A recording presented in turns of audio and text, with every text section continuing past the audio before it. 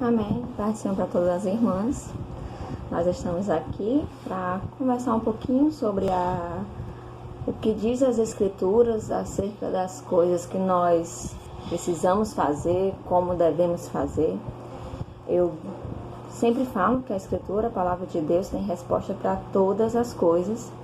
E às vezes são respostas que não é aquilo que nós desejávamos, não é aquela resposta, não é aquilo que a gente queria, mas que nós como cristãos podemos sempre ter a certeza de que a resposta que se encontra na palavra, ela é plena, ela é perfeita, ela é boa e agradável aos olhos do Senhor. E aquele não que muitas vezes a gente vem buscando o sim, aí de repente surge o não, eu aprendi que é a melhor forma de nós conhecermos, é a melhor forma de nós reconhecermos, melhor falando, que é Deus quem está no controle de todas as coisas, amém? Vamos meditar um pouquinho aqui em Lucas, Evangelho segundo escreveu Lucas, capítulo 17, versículo 11 ao 19. Vamos lá? Cuja perígrafe, cujo título é A Cura de 10 Leprosos. De caminho para Jerusalém, passava Jesus por meio de Samaria e da Galileia. Ao entrar numa aldeia, saíram-lhe ao encontro 10 leprosos, que ficaram de longe e lhe gritaram, dizendo: Jesus, mestre, compadece-te de nós, tem misericórdia de nós, ou numa linguagem mais popular, tem pena de nós. Ao vê-los, Jesus disse-lhes: Ide e mostrai-vos aos sacerdotes. Aconteceu que, indo eles, foram purificados. Um dos 10, vendo que fora curado, voltou dando glória a Deus em alta voz. E prostrou-se com o rosto em terra aos pés de Jesus, agradecendo-lhe. E este era samaritano. Então Jesus lhe perguntou: Não eram 10 os que foram curados? Onde estão os 9? Não houve, porventura, quem voltasse para dar glória a Deus, senão este estrangeiro? E disse-lhe: Levanta-te e vai, a tua fé te salvou. Essa palavra é muito linda, né? Vamos fazer uma oração nesse momento para que Deus venha abrir a minha e a mente de quem estiver assistindo. Amém? Senhor Deus, Paizinho querido, estamos aqui diante da Tua palavra, da Tua voz, plenamente, ó Pai, inspirada pelo Senhor através do Espírito Santo. Fala aos nossos corações, que eu não venha falar nada que não sejam de Ti, e que aqueles que estiverem ouvindo, ó Pai, venham entender a Tua mensagem nessa tarde. Em nome de Jesus, amém. Bem, essa passagem é bastante conhecida, né? A cura de 10 leprosos, e nós temos algumas importantes implicações para as nossas vidas. Bem, primeiro a gente vê que Jesus, enquanto aqui estava operando o seu ministério, estava exercendo aquilo que Deus havia lhe proposto, aquilo que Deus havia, vamos fazer assim aquela ceninha na nossa mente, aquilo que Deus havia conversado com ele e dito como seria o plano da salvação para o homem, né? E entre a salvação, Jesus veio com tantos outros presentes. É claro que a salvação está em primeiro lugar, a graça. A salvação foi nos dada através da graça, né? Não precisamos pagar, não é um aluguel, não precisamos estar pagando esse aluguel. E essa salvação, ela é exteriorizada a partir da minha transformação interior, a partir daquilo que eu sou como crente. Então a salvação, ela não é demonstrada por aquilo que eu mostro exteriormente apenas. É claro que o cristão, ele exterioriza a aparência de Cristo.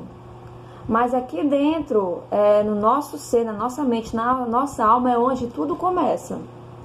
E quando Jesus veio, ele veio e trouxe cura, salvação, libertação. E aqui nós vamos falar sobre o ministério da cura de Cristo, né? E ele estava andando, ele passou pelo meio de Samaria e da Galileia e entrou numa aldeia onde havia 10 leprosos. E aqueles 10 leprosos, eles gritaram: Jesus, tem pena de nós, porque eles já haviam escutado sobre quem era Jesus. Eles já sabiam os milagres que Jesus havia feito. Ou seja, o evangelho já estava sendo proclamado pelas aldeias, pelas cidades. E quando aqueles leprosos viram Jesus, eles pensaram imediatamente: chegou a minha hora. Chegou a minha hora de haver uma mudança na minha vida. Porque, irmãos, quando nós realmente nos encontramos com Jesus, há uma mudança. É necessário que haja uma transformação. A Bíblia fala que em Romanos que ainda que o homem exterior se corrompa, o interior contudo se renova dia após dia. Nossa vida precisa estar em constante renovação interior. Cristo fala lá em João que quem crê em mim, como diz as Escrituras, no seu interior fluirão rios de água viva. É necessário que o nosso encontro com Cristo seja uma prática constante em nossas vidas e que através dessa prática a nossa vida seja transformada primeiro e em segundo lugar essa transformação se torne notória, se torne visível aos olhos das outras pessoas, porque nós seremos boca de Deus nessa terra e através do nosso testemunho. Então, quando aqueles leprosos viram Cristo, pensaram: chegou a minha hora, hoje é o dia do meu milagre. E eles começaram a gritar: Jesus, compadece-te de nós, tem pena de nós, Jesus, porque leprosos naquela época eram seres totalmente discriminados, eram pessoas que sofriam um preconceito muito grande por ser a lepra uma doença contagiosa, por ser a lepra uma doença imunda, né? Naquela época, questão de imundo não é aquela nossa conotação de cebosidade, mas é de doenças impuras. Então eles sofriam na sua carne e sofriam também o preconceito da sociedade. Aí nós nos encontramos com um Cristo que não tem preconceito, um Cristo que se encontra do lado de 10 leprosos e ele não os obriga a colocar aquela mão na boca e gritar: leproso, leproso, para que Jesus se protegesse. Não, o nosso Deus é um Deus que quebra paradigmas. É o nosso Jesus, é um Senhor que Ele nos acolhe e Ele nos traz transformação. Isso aí serve até de um conselho para a gente, né, irmãs? De que o nosso Deus é um Deus de segundas oportunidades, é um Deus de segundas chances. Quantas vezes nós precisamos da segunda chance do Senhor, né? E que nós venhamos também a dar segundas chances, irmãs, para aqueles que porventura caíram, por aqueles que precisam da nossa ajuda. Que nós venhamos ser Cristos nessa terra, através do exemplo do nosso Senhor, né? E Jesus, quando ele olha, diz assim, ele responde lá no capítulo 14, ide, mostrai-vos aos sacerdotes. Peraí, Jesus nem uma palavra, uma ordem assim profética, que ela vai, seja curado, ou então eu te curo, ou então cuspiu na terra, como fez com aquele cego, ou mandou qualquer outra coisa. Jesus já tinha declarado a cura através da ordem, para que eles se mostrassem aos sacerdotes. E aí nós vemos a fé daqueles leprosos. Aqueles leprosos, eles não chegaram quando Jesus diz assim, ó, eles falam o seguinte: Jesus, cura-nos. E Jesus fala, vai, mostra-te ao sacerdote. Os leprosos, a gente não vê aqui no segmento bíblico que eles questionam nada, ou eles olham para si para ver se havia algo diferente. Não, eles apenas dão meia volta e vão a caminho dos sacerdotes. Fé. Nós nos deparamos agora com um grande exemplo de fé. De pessoas que não viram acontecer instantaneamente, mas creram na palavra daquele que tudo pode. E a fé, irmãos, é a resposta do agir de Deus em nossas vidas. Depende, assim, da nossa fé. A Bíblia fala lá que Jesus entrava em Cafarnaum. Me desculpe, irmã, se não for essa cidade, eu não lembro bem. Mas que diz assim, Jesus não pôde operar muitos milagres porque ali eles não tinham fé. É necessário que nós tenhamos fé para crer que o Deus a quem nós pregamos é capaz de todas as coisas. Isso acontece comigo muitas vezes quando a gente vai, fala, prega, dá aquela palavra de ânimo. Não, Deus está no controle de todas as coisas. tudo acontece segundo a ordem do nosso Deus. É tão fácil nós falarmos isso, né, irmãs? Mas no momento de nós vivermos, muitas vezes a nossa fé tende a fraquejar. Isso é natural ao homem que é pecador e que é falho. Mas a gente aprende com essa palavra que nós precisamos alimentar a nossa fé, através da oração, através da palavra, através da intimidade, através do amor.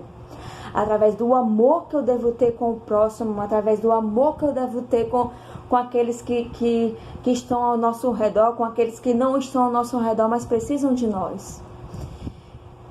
E eles tiveram fé, uma fé tremenda, que foram até o sacerdote para declarar que estavam curados, mesmo que eles não estivessem vendo. Só que a fé ocorreu de uma forma que no meio do caminho eles viram: olha, já estamos curados. E eles continuaram, foram até o sacerdote, porque era necessário, segundo a cultura judaica, que se houvesse porventura alguma cura de alguma doença considerada impura ou imunda, como a lepra, fosse mostrar-se ao sacerdote. E eles foram, só que um leproso olhou e disse: eu estou curado. Eu não vou mostrar ao sacerdote sem antes agradecer àquele que fez isso por mim.